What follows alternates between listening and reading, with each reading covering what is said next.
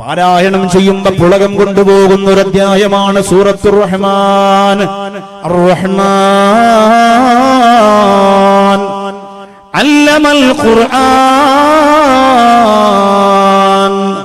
ഖലഖൽ ഇൻസാൻ അല്ലമഹുൽ ബയാൻ. അല്ലാഹുവിന്റെ വിശുദ്ധ ഖുർആനിന്റെ മണവാളൻ എന്ന സൂറത്തുർ റഹ്മാൻ. ഈ രാത്രി ഈ സൂറത്ത് പാരായണം ചെയ്താൽ നേരം പുലരുന്നതുവരെ 70,000 മലക്കുകൾ ആ പ്രിയപ്പെട്ടവർക്ക് വേണ്ടി ദുആ ചെയ്യുമെന്ന് മുത്തറസൂൽ പറഞ്ഞിട്ടുണ്ട്. ഇത് നിരന്തരം പാരായണം ചെയ്യുന്നവർ ഒരു മണവാളനെ പോലെ മരിക്കുമെന്ന് മഹാന്മാര് പറഞ്ഞിട്ടുണ്ട്. അർറഹ്മാൻ മറക്കല്ലേ. എല്ലാം മറന്ന പെങ്ങളെ, എല്ലാം മറന്ന മലബാറുകാരാ, അർറഹ്മാനെങ്കിലും മറക്കല്ലേ, അർറഹ്മാനെങ്കിലും മറക്കല്ലേ. ഈ വിശുദ്ധമായ സൂറത്ത് ഇറങ്ങിയപ്പോ അല്ലാഹുവിന്റെ റസൂൽ സഹാബത്തിനോട് ചോദിച്ചു, മയ്യഖറഉ ഹാദിഹി സൂറത്ത് അലാ ഖുറൈശ്.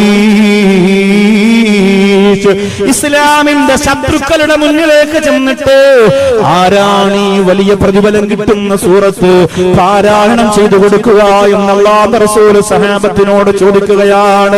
സഹാബികൾ മുഴുവനും മുത്ത് റസൂലിന്റെ ചാരത്തിങ്ങനെ വട്ടം കൂടിയിരിക്കുമ്പോ അല്ലാഹുവിന്റെ റസൂൽ ചോദിക്കുകയാണ്, ആരാണ് ഈ മനോഹരമായ സൂറത്തിനെ ശത്രുക്കളുടെ മുമ്പ് പോയിട്ട് നല്ല ശബ്ദത്തിൽ പാരായണം ചെയ്തു കൊടുക്കുക എന്ന് അല്ലാഹുവിന്റെ റസൂൽ ചോദിക്കുമ്പോ സഹാബത്തിനിടയിൽ നിന്ന് അബ്ദുല്ലാഹ് ഇബ്നു മസ്ഊദ് റളിയല്ലാഹു അൻഹു എഴുന്നേൽക്കുകയാണ്. അനാ യാ ഹബീബല്ലാഹ്. അബ്ദുല്ലാഹ് ഇബ്നു മസ്ഊദ് റളിയല്ലാഹു തആല അൻഹു പറയുമ്പോൾ അല്ലാഹുവിന്റെ റസൂൽ പറഞ്ഞു, നീയോ അബ്ദുല്ലാഹ് ഇബ്നു മസ്ഊദ്, നീയാണോ? നീ പോണ്ട മസ്ഊദേ, ഇബ്നു മസ്ഊദേ നീ പോകണ്ട, ഇബ്നു മസ്ഊദേ നീ പോകണ്ട. എന്തുകൊണ്ടാണ് അല്ലാഹുവിന്റെ റസൂൽ അങ്ങനെ പറഞ്ഞതെന്നറിയോ? ഇബ്നു മസ്ഊദ് റളിയല്ലാഹു അൻഹുവിന്റെ കൈ ഒരു ചുള്ളിക്കമ്പ് പോലെ ചെറിയ കൈയാണ്. ഇബ്നു മസ്ഊദ് റളിയല്ലാഹു അൻഹുവിന്റെ കാല് വളരെ ചെറിയ കാലാണ്. നടന്നു പോകുമ്പോ ഇങ്ങനെ ഞൊണ്ടിയിട്ടാണ് ഇബ്നു മസ്ഊദ് റളിയല്ലാഹു അൻഹു നടന്നു പോകുന്നത്. അതുകൊണ്ട് അല്ലാഹുവിന്റെ റസൂൽ പറഞ്ഞു, ഖുറൈശികളുടെ മുമ്പ് പോയിട്ട് വലിയ ശബ്ദത്തിൽ ഖുർആൻ ഓതുമ്പോ ഇബ്നു മസ്ഊദേ അവർ ഉപദ്രവിക്കാൻ സാധ്യതയുണ്ട്, നീ പോകണ്ട. ഇബ്നു മസ്ഊദ് റളിയല്ലാഹു അൻഹു വലിയ ധൈര്യശാലിയാണ്, എപ്പോഴും നബി തങ്ങളെ കൂടെ നിൽക്കുമായിരുന്നു. ഒരിക്കൽ അല്ലാഹുവിന്റെ റസൂൽ പറഞ്ഞു, ജിന്നുകൾക്ക് ഞാൻ ഖുർആൻ ഓതാൻ പോവുകയാണ്, ആരാണ് കൂടെ വരുന്നത്? ഞാൻ ജിന്നുകൾക്ക് ഖുർആൻ ഓതി കൊടുക്കാൻ പോവുകയാണ്, നിങ്ങളിൽ ആരാണ് കൂടെ വരുന്നത്?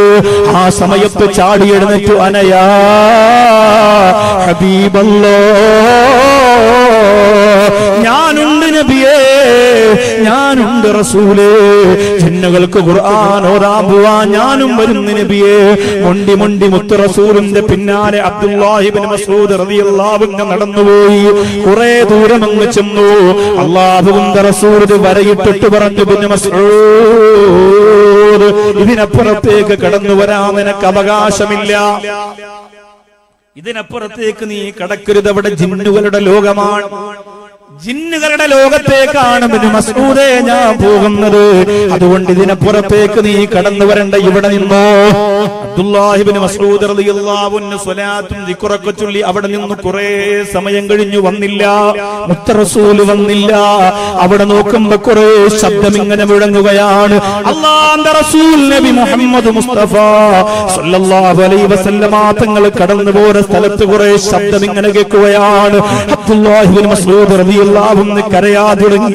എന്റെ ഹബീബിന് എന്തെങ്കിലും പറ്റിയോ?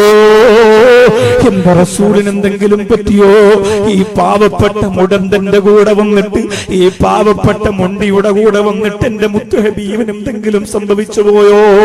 കുറെ സമയം കഴിഞ്ഞ് അല്ലാഹുവിന്റെ റസൂൽ നബി മുഹമ്മദ് മുസ്തഫ സല്ലല്ലാഹു അലൈഹി വസല്ലമ തങ്ങൾ അവിടുത്തെ ഖുർആനിന്റെ പാരായണമൊക്കെ കഴിഞ്ഞിട്ട് മടങ്ങി വരുമ്പോ ഇബ്നു മസ്ഊദ് റളിയല്ലാഹു അൻഹു കരഞ്ഞുകൊണ്ടിരിക്കുകയാണ്.